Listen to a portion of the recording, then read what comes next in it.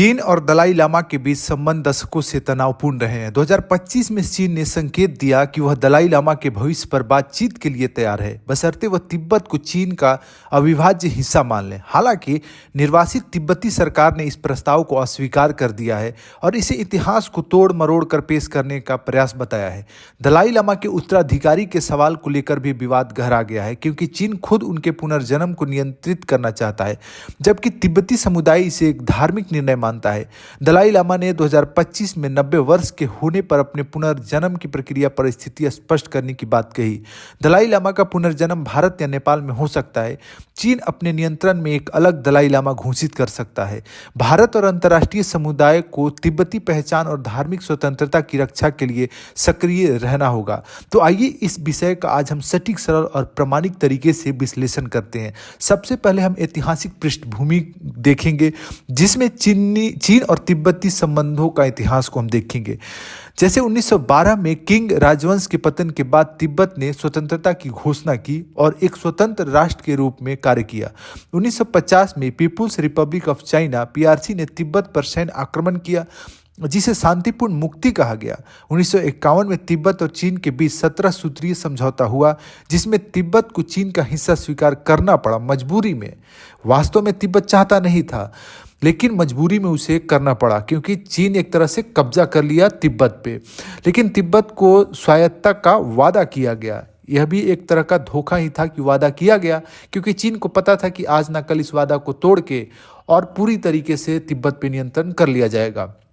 फिर 1959 का तिब्बती विद्रोह और निर्वासन हुआ, जिसमें 10 मार्च 1959 को लहासा में तिब्बती विद्रोह हुआ, जिसे चीन की सेना ने कुचल दिया। जैसा कि मैंने पहले बताया कि वो वादा किया गया, लेकिन उसे तोड़ा गया।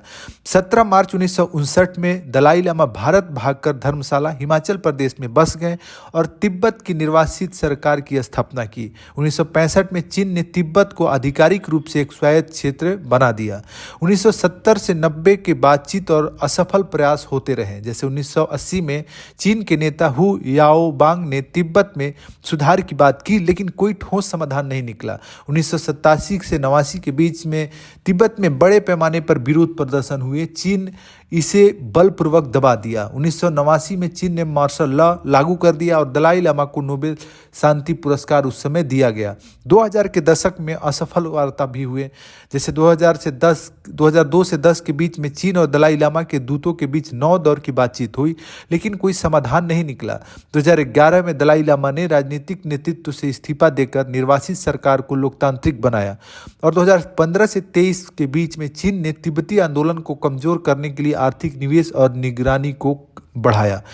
वर्तमान स्थिति क्या है? 2025 में चीन और दलाई लामा की वार्ताएं या क्या चीज हो रही है, उसे समझ लेते हैं। चीन की स्थिति क्या है? जैसे फरवरी 2025 में चीन के विदेश मंत्रालय के प्रवक्ता गुओ जियाकुन ने कहा, चीन दलाई लामा के भविष्य पर बातचीत करने के लिए तैयार है, बशर्ते दलाई लामा मदरलैंड को विभाजित करने की मांग को छोड़ दे। उन्हें तिब्बत और ताइवान को चीन का अविभाज्य हिस्सा स्वीकार करना होगा। उत्तराधिकारी के सवाल पर अंतिम निर्णय चीन का होगा। देखिए, चीन भले तो तिब्बत पे कब्जा कर लेता है, उसके बाद स्वायत्तता की गारंटी देता है, फिर कई तरह के विद्रोह आंदोलन को पूरी तरह से कुचल देता है और अब क्या कहता है कि आपको यह स्वीकार करना होगा और विभाजित की मांग को छोड़ना होगा। देखिए, चीन की इतिहास से लेकर अब तक की रणनीति कैसी होती है। निर्वासित तिब्बती सरकार की प्रतिक्रिया क्या है? डोल्मा तसेरिंग तेखांग, निर्वाचित संसद की उपाध्यक्ष, ने कहा, चीन की शर्तें अस्वीकार है और इतिहास का गलत चित्रण है। दलाई लामा झूठ नहीं बोल सकते, इसलिए तिब्बत को चीन का हिस्सा मानने का कोई सवाल ही नहीं उठता। हालांकि गुप्त स्तर पर कुछ वार्ताएं चल रही है, लेकिन उनकी जानकारी सार्वजनिक नहीं की गई है। उत्तराधिकारी को लेकर भी विवाद है, जिसमें जैसे दलाई लामा ने 2025 में 90 वर्ष के होने पर अपने पुनर्जन्म की प्रक्रिया पर स्थिति स्पष्ट करने की बात कही। चीन पहले ही कह चुका है कि पुनर्जन्म की प्रक्रिया चीनी कानून के अनुसार होगी। तिब्बती बौद्ध परंपरा के अनुसार पुनर्जन्म एक धार्मिक प्रक्रिया है, जिसमें चीन का कोई दखल नहीं होना चाहिए। भविष्य की संभावनाएं क्या है? क्या दलाई लामा तिब्बत लौट पाएंगे? आइए इसकी संभावनाएं और चुनौतियों का तुलनात्मक अध्ययन करते हैं, समीक्षा करते हैं। संभावना क्या है? जैसे दलाई लामा गुप्त वार्ता के तहत वापस लौट सकते हैं, लेकिन इसमें चुनौती यह है कि चीन उनकी वापसी को अपने राजनीतिक उद्देश्यों के लिए इस्तेमाल कर सकता है। दूसरा संभावना यह है कि चीन तिब्बती जनता को शांत करने के लिए दलाई लामा को सीमित रूप में अनुमति दे सकता है, लेकिन चुनौती यह है कि चीन तिब्बत में कठोर नियम बनाए रखेगा। फिर संभावना तीसरा यह है कि चीन और निर्वासित सरकार के बीच कोई नया समझौता हो सकता है, लेकिन चुनौती यह है कि चीन की सख्त शर्तों को तिब्बती समुदाय स्वीकार नहीं करेगा। चौथा है दलाई लामा का पुनर्जन्म भारत या नेपाल में हो सकता है, लेकिन चीन अपने नियंत्रण में एक अलग दलाई लामा घोषित कर सकता है। तो स्थिति काफी जटिल है। तिब्बती लोगों की क्या उम्मीदें हैं? कई तिब्बती लोग को अब भी उम्मीद है कि दलाई लामा अपने जीवन काल में पोताल पैलेस लौट सकेंगे। यदि चीन और तिब्बती समुदाय के भीतर से शांति प्रयास तेज होते हैं तो किसी समझौते की संभावना बन सकती है। वैश्विक प्रभाव और भारत की भूमिका इसमें क्या है?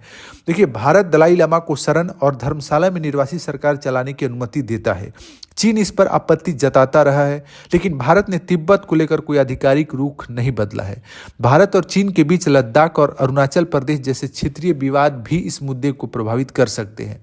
अंतर्राष्ट्रीय प्रतिक्रियाएं क्या हैं? अमेरिका, यूरोप और जापान तिब्बती स्वायत्तता का समर्थन करते हैं, लेकिन वे चीन से सीधे टकराव से बचते हैं। संयुक्त राष्ट्र ने तिब्बत पर आधिकारिक तौर पर कोई निर्णय नहीं लिया है। चीन अफ्रीका और एशिया में कई देशों को अपने पक्ष में रखने के लिए निवेश का उपयोग कर रहा है चीन। तो कंक्लूजन में हम क्या कह सकते हैं कि देखिए, क्या दलाई लामा की तिब्बत वापसी संभव है? देखिए, दलाई लामा की वापसी की संभावना तब तक कम है जब तक चीन अपनी शर्तों पर अड़ा रहता है। पुनर्जन्म का मुद्दा सबसे बड़ी बाधा बना हुआ है। अगर चीन एक नया दलाई लामा घोषित करता है तो संकट और बढ़ सकता है। भारत और अंतर्राष्ट्रीय समुदाय को तिब्बती पहचान और धार्मिक स्वतंत्रता की रक्षा के लिए सक्रिय रहना होगा। दलाई लामा की 90वीं वर्षगांठ जो जुलाई 2025 में है, इस विषय पर नए घटनाक्रम ला सकती है। भविष्य की स्थिति पर नजर रखना आवश्यक है, क्योंकि यह तिब्बत भारत चीन संबंधों और वैश्विक राजनीति पर गहरा प्रभाव डाल सकता है।